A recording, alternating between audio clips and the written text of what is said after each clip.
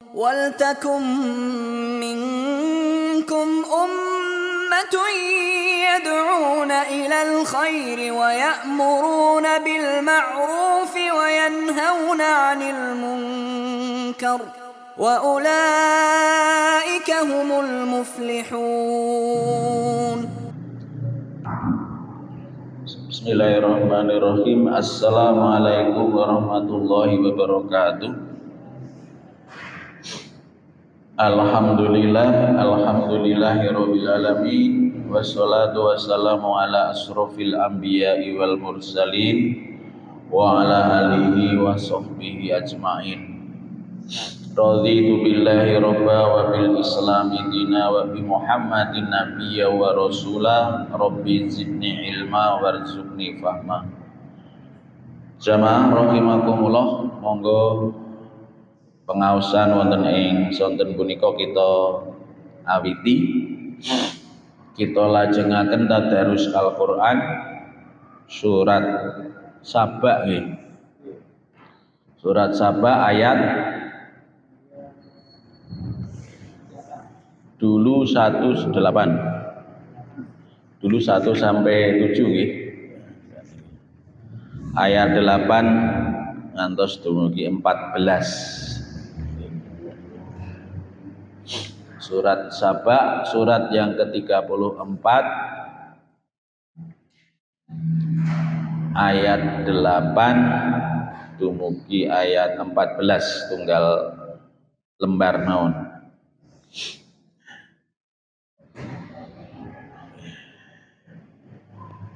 Sampun pinanggih sedaya Bu. Menawi sampun monggo kita lajengaken kangge kita lajengaken tadarus. Kita mulai kanthi waosan umul kitab. A'udzu billahi minasyaitonir rajim.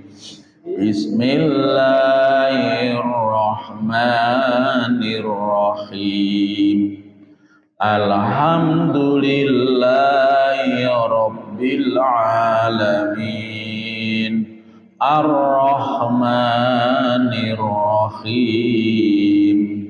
Maliki yaumiddin. Iyyaka na'budu wa iyyaka nasta'in. Ihdinas shiratal mustaqim. Shiratal ladzina an'amta 'alaihim ghairil maghdubi 'alaihim waladdallin. Amin. Aftara 'alallahi kadiban am bihi jinnah. Balil ladina la yu'minuna bil akhirati fil adzabi wadzolalil ba'id. Afalam yarau ila ma baina aydihim wa ma khalfahum minas samai wal ard. Inna sya'na sif bihimul ardu aw nusqitu alaihim kisafam minas sama. Inna fi dzalika la ayatan likulli 'abdin munib. Walaqad ataina Dawuda minna fadla. Ya jibalu awwibi ma'ahu wat-thair wa alanna lahul hadid. ani'mal sabiqati wa qaddir fis sardi wa malu solihah inni bima ta'maluna basir wali Sulaiman ar-riha hutuha syahru wa rafahuha sahr wa asalna lahu ainal qibur wa minal jinni man ya'malu baina yadayhi bi'izni rabbih wa man yazigh minhum an amrina nudhiqhu min adzabis sa'ir ya'maluna lahu ma yasha'u min mahariba wa tamathila wa jifanin kal jawabi wa kuturir rasiyat i'malu ala Dawuda syukra wa qalilum min ibadiyas syakur falamma qadayna alaihil mauta ma dallahum ala mautihi illa dabbatul ardi ta'kulu min sya'atah falamma kharra tabayyanatil jinnu allau kanu ya'lamunal ghaiba ma labisu fil adzabil muhin sadaqallahul azim. Allahumma arhamna bil Qur'an.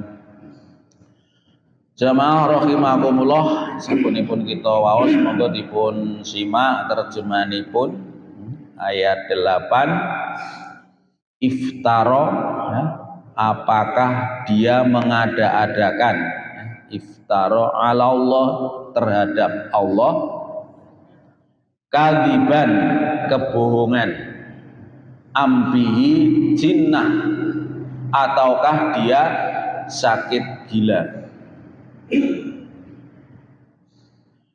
Balil ladzi la yu'minuna, tetapi orang-orang yang tidak beriman, balil ladzina la yu'minuna, tetapi orang-orang yang tidak beriman, bil akhirati, kepada akhirat, fil azabi, berada di dalam siksaan, wadzolalil ba'id, dan kesesatan yang jauh. Ayat 8, apakah dia mengada-adakan kebohongan terhadap Allah atau sakit gila, ambihi jinah, atau sakit gila. Tidak, dijawab, tetapi orang-orang yang tidak beriman kepada hari akhirat itu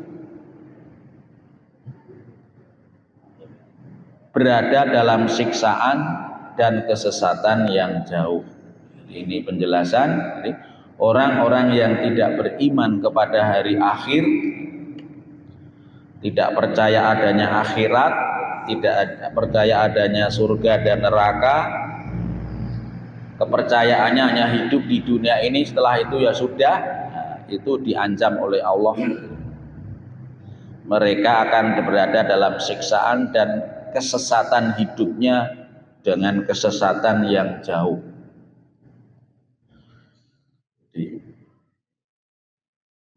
Karena banyak masih orang yang kepercayaan demikian ya. Hidup ya hanya di dunia ini, ya. Setelah ini mati ya sudah. Tidak percaya akan adanya hari akhirat. Tidak percaya akan adanya surga dan neraka. Nah, orang yang punya kepercayaan seperti itu sebetulnya dalam kesesatan yang jauh. Pendapatnya itu sesat, sehingga nanti hidupnya sesat, perbuatannya sesat, dan akan berada dalam siksaan, akan mendapatkan siksaan dari Allah fil azab.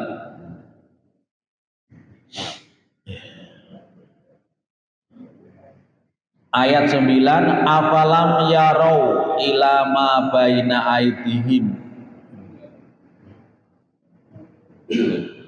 Afalam, maka apakah mereka tidak memperhatikan? Afalam yarau, apakah mereka tidak melihat? Apakah mereka tidak memperhatikan, melihat, memperhatikan, memikirkan ilama baina aidihim, terhadap apa yang ada di hadapan mereka. Ilama baina aidihim wa ma khalfahum, dan apa yang ada di belakang mereka. Minas samai, yaitu langit, wal ardi, dan bumi.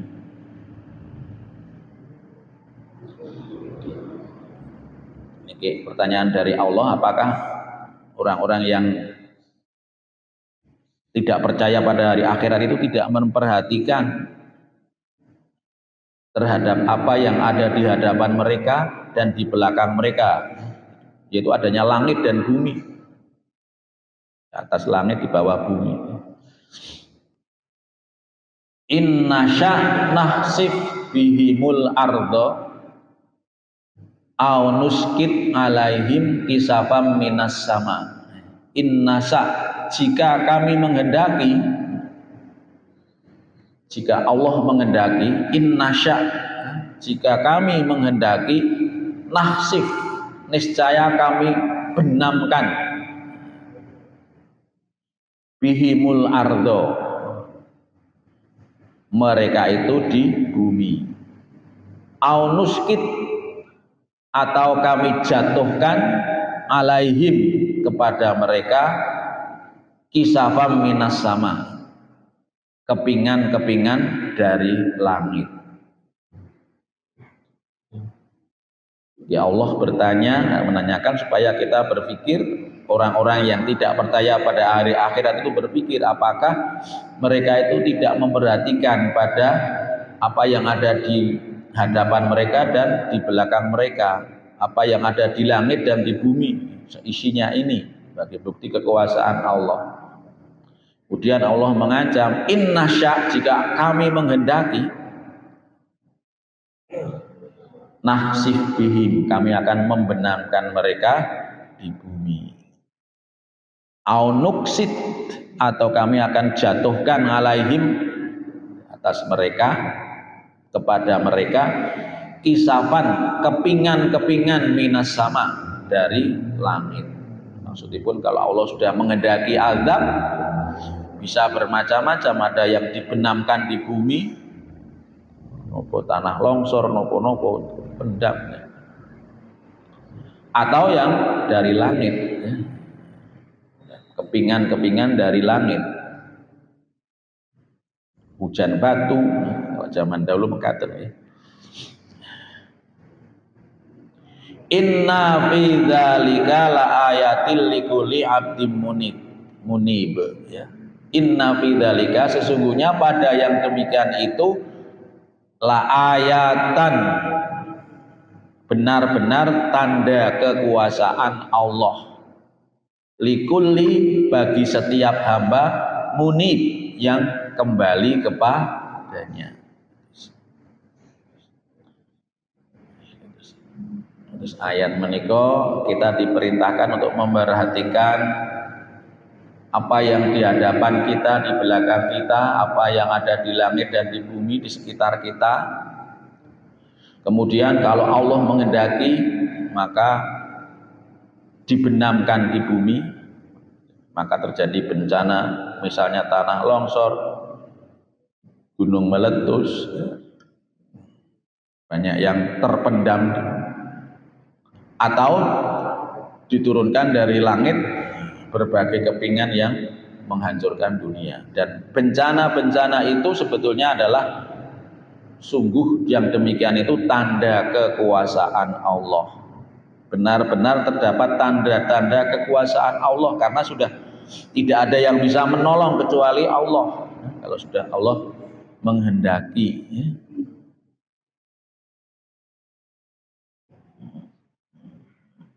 bagi setiap hamba yang mau kembali.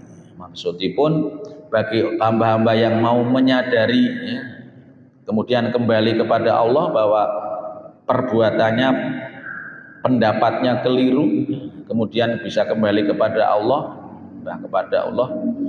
itu sebagai tanda kekuasaan Allah. Likulli abdi munib, bagi setiap hamba yang kembali. Karena kadang-kadang bencana yang ada di sekitar kita itu juga tidak menyentuh hati kita untuk kita kembali kepada Allah.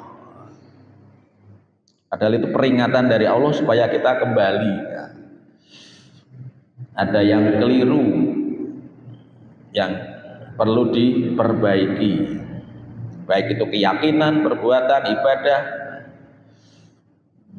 Tujuannya Allah adalah mengingatkan supaya ngabdin munib, hamba itu kembali kepada Allah, kepada jalan Allah, maksudnya kembali ke jalan Allah, ke jalan yang diridhoi oleh Allah. Gitu. Terus musibah, bencana itu semuanya tidak dengan kebetulan, memang kehendak Allah. Tapi Allah punya tujuan supaya hamba itu mengambil pelajaran, kemudian bisa kembali ke jalannya, kembali kepadanya. Ayat 10, walaqad ataina, dan sungguh kami telah memberikan Dawuda, kepada Nabi Daud, minna, dari kami, fadla, suatu karunia. Allah menyampaikan, sungguh kami Allah telah memberikan kepada Daud itu dari kami suatu karunia, diberi karunia yang banyak, nikmat dan karunia yang banyak. Ya jibalu, kami berfirman, wahai gunung-gunung. Ya jibalu, wahai gunung-gunung. Awibi, bertasbih berulang-ulang. Mangahu, bersama Daud. Wattoiru, dan burung-burung. Wa ilaina wa alanna, dan kami telah melunakkan, wa alanna, dan kami telah melunakkan, lahu, baginya, bagi Nabi Daud, hadid, besi. Ini karunia yang diberikan Nabi Daud dulu, dan sampai sekarang bisa kita dipelajari dan dimanfaatkan oleh manusia, orang. Allah memberikan karunia kepada Nabi Daud, suatu karunia. Karena itu Allah berfirman kepada gunung, bertasbihlah berulang-ulang mangahu, bersama Daud, watoir, dan burung-burung. Jadi di antara keistimewaan Nabi Daud ialah Nabi Daud itu banyak bertasbih kepada Allah.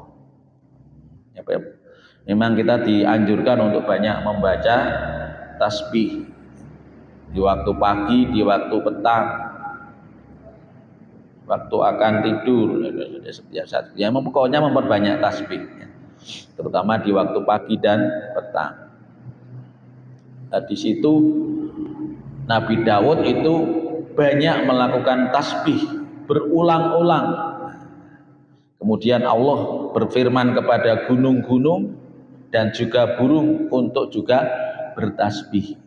Sehingga tasbihnya Nabi Daud itu diikuti oleh tasbihnya gunung-gunung dan burung-burung. Nah, berarti gunung-gunung dan burung-burung itu setiap pagi, setiap sore, setiap saat juga bertasbih kepada Allah, memahasucikan Allah, mentauhidkan Allah.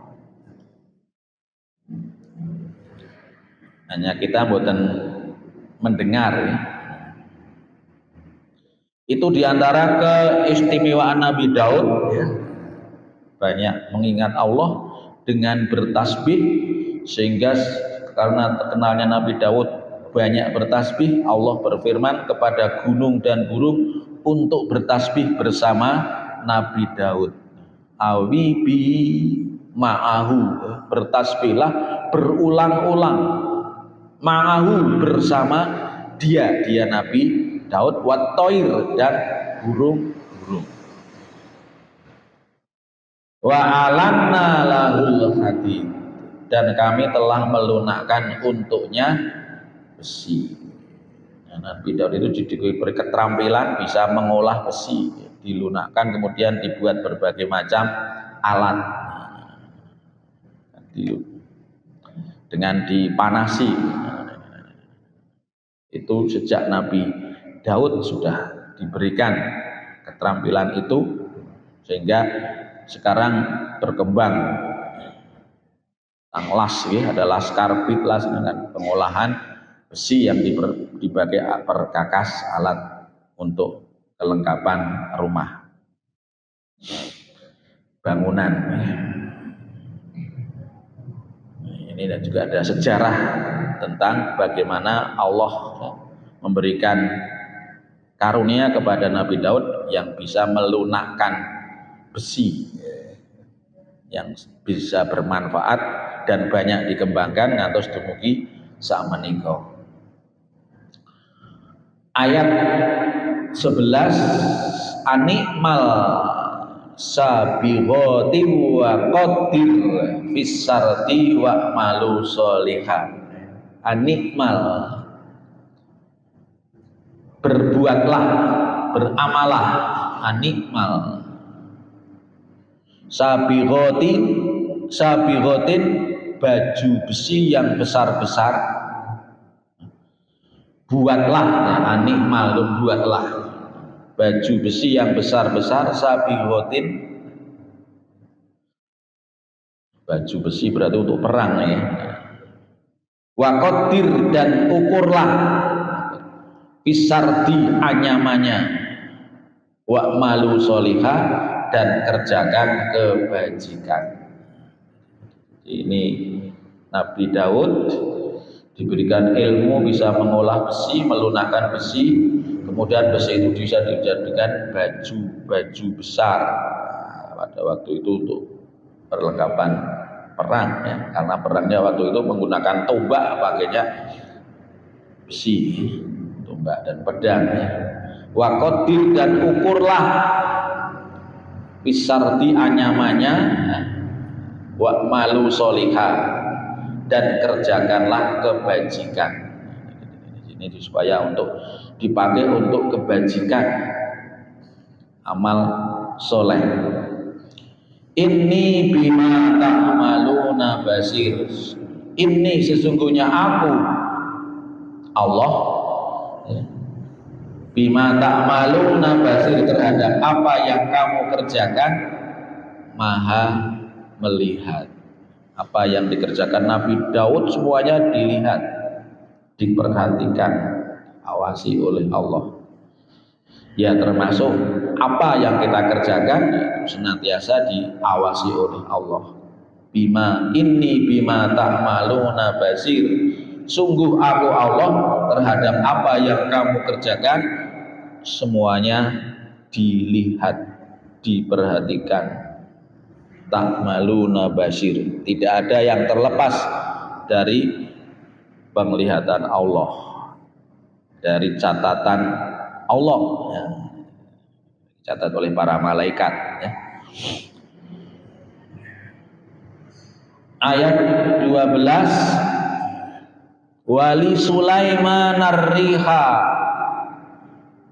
huduha sahru wa rawahuha syahrun. Dan kami tundukkan bagi Sulaiman rih, angin.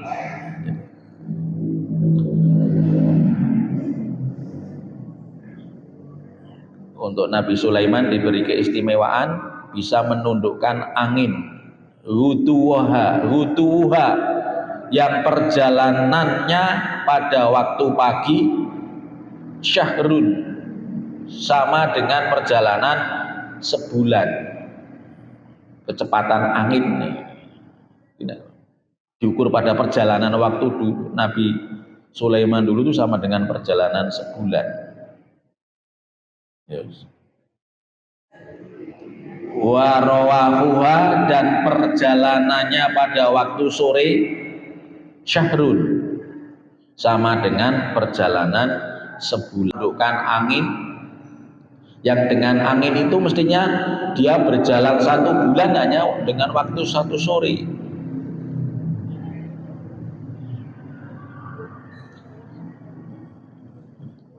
Waktu pagi, karena dengan angin bisa menundukkan angin, ya. Perjalanan yang mestinya 1 bulan hanya dengan waktu 1 pagi, perjalanan yang 1 bulan hanya waktu 1 sore. Dan ini sekarang sudah terbukti, ya, perjalanan, karena dengan bisa menguasai teknologi, perjalanan mestinya sampai di Mekah itu berapa hari, berapa bulan, bisa hanya 8 jam. Kemudian perkembangan teknologi. Wa asalna lahu ainal qitr, dan kami alirkan baginya cairan tembaga. Dan kami alirkan baginya cairan tembaga. Minal jinni, dari sebagian, dan sebagian dari jin, mayak malu, ada yang bekerja baina yadaihi, di hadapan, di bawah kekuasaannya, biidzni Rabbi, dengan izin Allah. Ini juga karunia, ya, karunia yang diberikan kepada Nabi Sulaiman, bisa mencairkan tembaga, hampir sama dengan Nabi Daud, ya, melunakkan besi, tetapi juga punya karunia yang lain dari Allah. Bismillahirrahmanirrahim, ini karunia, ya, karunia dari Allah. Bisa menguasai jin, ya. Wa minal jinni mayya'malu baina yadayhi, ya. Dan sebagian dari jin itu ada yang bekerja, pekerja jin, ya, baina yadaihi, di bawah kekuasaannya, biizni rabbihi, tapi dengan izin Allah.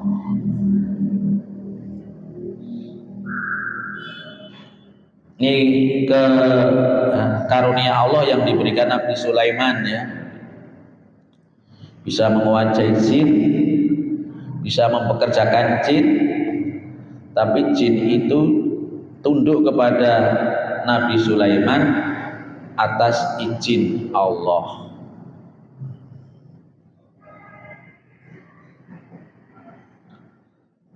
Wa man yazigh minhum an amrina nudikhu min adzabis sa'ir. Dan siapa yang menyimpang di antara mereka, minhum an amrina, dari perintah kami,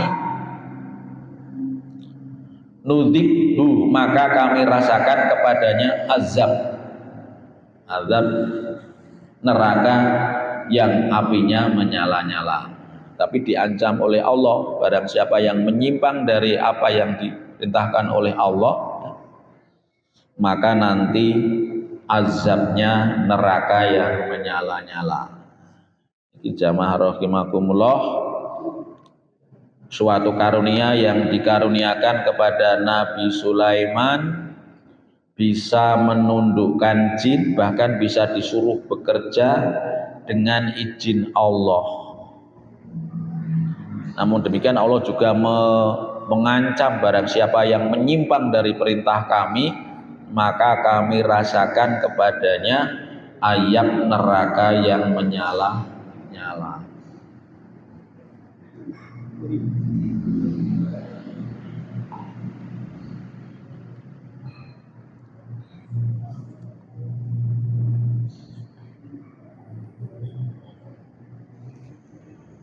Ancaman dari Allah ya, menguasai jin kemudian tapi menyimpang ya, itu nanti azabnya neraka yang menyala-nyala.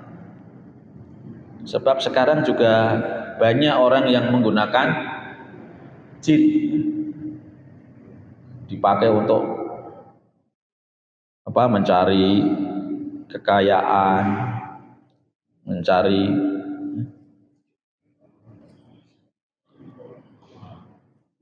tapi dengan cara kemusyrikan, minta tolong kepada jin, kemudian menuruti apa yang menjadi permintaan jin, otomatis nanti akan tersesat, yang jelas akan menjadi kemusyrikan. Lah di sini diancam oleh Allah, barang siapa yang menyimpang dari perintah kami, maka nanti api yang menyala-nyala, pahala dari Allah.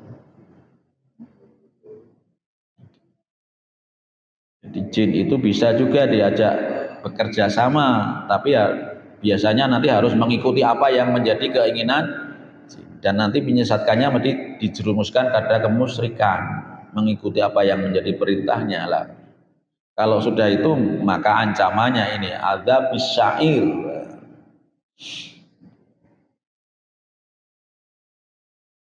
Ya'maluna lahu ma yasa'u mimma khariba wa tamathila wa jifanin kal jawab wa kuturir rosiyat. Cuman mereka para jin itu bekerja untuk Sulaiman ma yasa' sesuai dengan apa yang dikehendaki Sulaiman. Mimma khariba seperti membuat gedung-gedung yang tinggi, watamathila dan patung-patung, wajifanin dan piring-piring, kal jawabi yang besarnya seperti kolam, wa kudurir rosiyat dan periuk-periuk yang tetap berada di atas tungku. Ini nongkene ceritane Candi nopo? Toro Jonggrang lho. Derene Bandung Bondowoso gawe Prambanan hanya satu malam dibantu dengan jin. Itu kan juga inspirasi dari ayat ini. Bu ceritanya bener apa ora ngerti wong cerita ngarang juga bisa kok. Biyen le gawe rodi ora ngerti tapi kan cerita.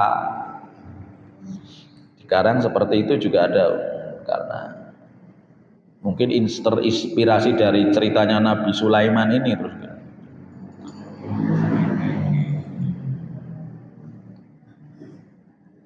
I'malu ala Daud syukra, bekerjalah hai keluarga Daud untuk bersyukur kepada Allah.